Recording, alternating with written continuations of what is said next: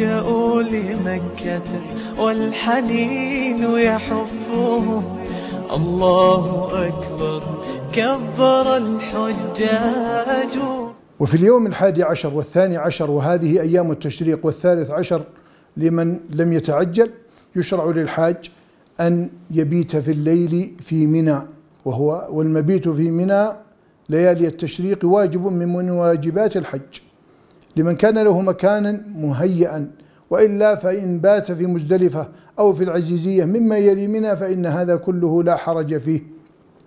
وقد أتى الإسلام بالتيسير، والنبي صلى الله عليه وسلم كان في الحج ظاهرا في فتاويه للصحابة حين يسألونه يقول افعل ولا حرج، فلا يشق الحاج على نفسه فيما معه في الشرع فسحة.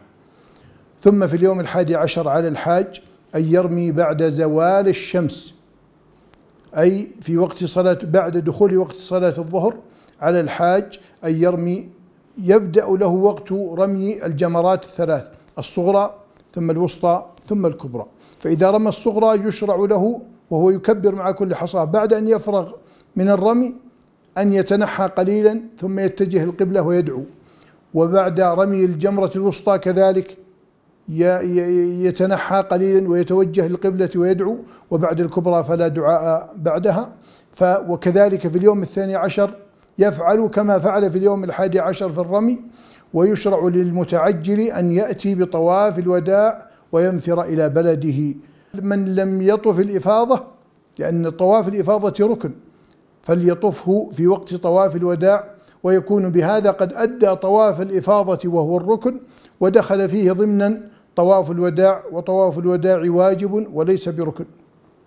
وعلى الحاج أن يتعلم أحكام دينه ومناسك حجه على وجه الخصوص.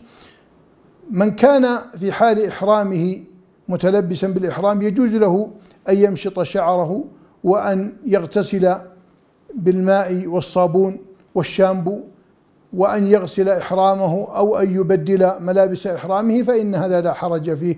تقبل الله منا ومنكم، وصلى الله وسلم على نبينا محمد. جمعية الدعوة والإرشاد وتوعية الجاليات بأبها، بالدعوة نحيا.